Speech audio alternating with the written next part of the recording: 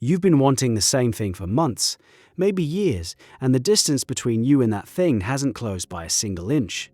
Every morning you affirm it, every night you doubt it, and that loop is the exact reason your reality hasn't moved. The moment you hold a desire in one hand and doubt in the other, you become a signal that cancels itself out. Picture a speaker playing two identical tones at the same time, one pushing the air forward, the other pulling it back. The result is silence. Total silence, despite enormous energy being spent. That's your manifesting life right now. Exhausting effort. Zero output. Neville Goddard called this double-mindedness, and he borrowed the term from scripture for a reason. A double-minded person, James wrote, is unstable in all their ways. Unstable doesn't mean weak, it means oscillating, flickering between two states so rapidly that neither one can solidify into anything real. You wake up feeling abundant. By lunch, you're checking your bank account with a knot in your stomach. You fall asleep in the wish fulfilled. By 2 a.m., you're running worst-case scenarios behind closed eyelids.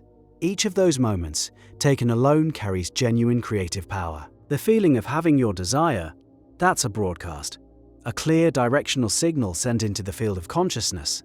And the feeling of lacking your desire, that's also a broadcast. Equally clear, equally directional, pointed in the opposite direction. When you alternate between them dozens of times a day, you're sending a frequency that looks, from the outside, like static, like noise, like nothing. The universe responds to sustained states. Read that slowly. Sustained. A flash of belief followed by hours of anxiety produces exactly what it describes. A flash of possibility followed by hours of waiting. You've experienced this. The brief window where everything felt aligned, where you could almost taste the reality you wanted, and then the creeping thought, but what if it doesn't happen? That single thought doesn't just interrupt the signal, it reverses it. So why do you keep doing this? Why does doubt feel so magnetic, so impossible to resist? Because doubt has a bodyguard. Evidence. Your current reality, the bank account, the empty apartment, the rejection letter, all of it stands as proof that your desire hasn't manifested. And you've been trained since childhood to trust what you can see over what you can feel. The physical world speaks louder than the imaginal one, or so it seems. But Goddard was relentless on this point. The three-dimensional world is a shadow, a printout of yesterday's consciousness. When you react to current circumstances as though they're the final word, you feed the very frequency that produced them. You lock yourself into a loop where the past keeps reproducing itself, wearing the mask of the present. This is where most people get trapped. They understand the concept of living in the wish fulfilled.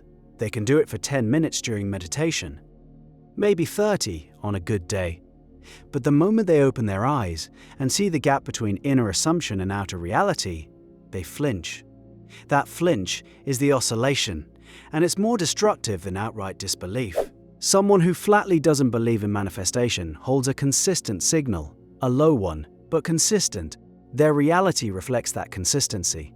Meanwhile, someone who believes passionately for 20 minutes and doubts for 23 hours and 40 minutes is running a frequency that contradicts itself all day long. The passionate believer who can't sustain the state actually manifests less coherently than the stable skeptic. That should unsettle you.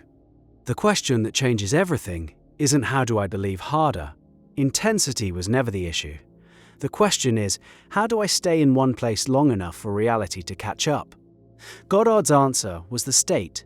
A state, in his teaching, means more than a feeling. A state is a total attitude of mind, a posture of being that colors every thought, every reaction, every interpretation. When you enter the state of the wish fulfilled, you don't just feel happy about your desire, you think from it. Someone who is wealthy doesn't affirm wealth. They think about what to do with the wealth they already have. The internal posture shifts from reaching to resting, from wanting to having, from hoping to knowing.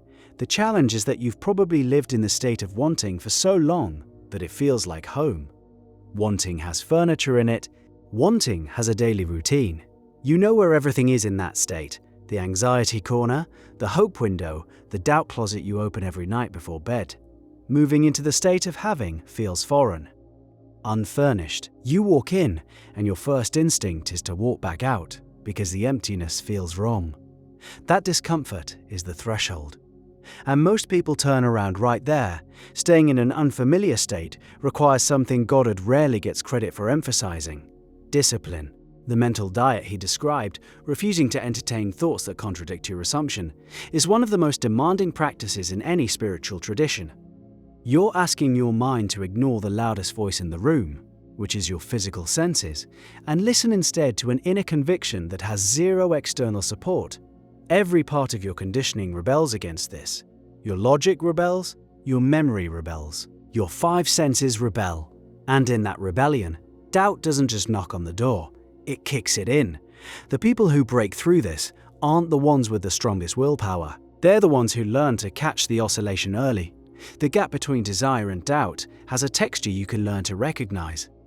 There's a specific feeling, a tightening, a subtle withdrawal of energy from the chest that happens in the half second before a doubtful thought fully forms. That half second is your intervention point. If you can notice the shift before it becomes a thought, you can redirect, you can gently return to the assumption without fighting the doubt head on. Fighting doubt amplifies it. You already know this from experience. The harder you try to push a negative thought away, the louder it screams. The approach that actually works is absorption, not resistance. You absorb yourself so completely in the state of having that doubt has nowhere to land. A mind fully occupied with the reality of the wish fulfilled has no empty space for contradiction. This is why Goddard emphasized the drowsy state before sleep. In that liminal window, the critical mind quiets, and the imaginal act can fill consciousness without competition. But sleep isn't the only access point. Any moment of genuine absorption works. When you lose yourself in a vivid scene that implies your desire is fulfilled, really lose yourself the way you lose yourself in a gripping film, the oscillation stops. For those seconds or minutes, you're broadcasting one signal: clean, clear. And consciousness receives it without interference. The compound effect of those clean moments is what reshapes reality. Each time you sustain the state without contradiction, you're adding weight to one side of the scale. The first few times, nothing visible changes. The 10th time, still nothing. The 50th time, you start noticing strange synchronicities. A conversation that shouldn't have happened, a door opening where you saw only wall. These are early signs that the signal is landing, that the sustained frequency is beginning to reorganize the external world to match it. The people who give up usually quit right before this threshold. They interpret the lack of visible change as evidence that the practice doesn't work. What they're actually seeing is the delay between frequency shift and physical reorganization. Goddard compared this to planting a seed. You don't dig it up every morning to check if it's growing. You water it, you trust the process, and you keep your attention on the harvest, not the dirt. Your doubt has a rhythm. Start paying attention to it. Notice when in the day it arrives, what triggers the shift, how long the oscillation lasts before you catch it. That awareness alone begins to slow the swinging. You can't stop a pendulum by grabbing it mid-swing, but you can gradually reduce its arc by removing the force that keeps pushing it. Every time you return to the state of having, calmly, without drama, without punishing yourself for slipping, you shorten the arc. The oscillation tightens. Desire and doubt move closer together until they collapse into a single point. Assumption. A settled, quiet knowing that requires no evidence because it has become your evidence. Your internal state is no longer flickering between two channels, one signal, one station, one sustained broadcast that the whole of creation is already reorganizing itself around. The static was never a sign that manifestation doesn't work. The static was your answer, split down the middle, arriving in two pieces that cancel each other out. Make your answer whole. Hold one frequency long enough for the world to hear it, and the silence breaks into something you recognize. The life you've been assuming in the dark, finally speaking back to you in broad daylight.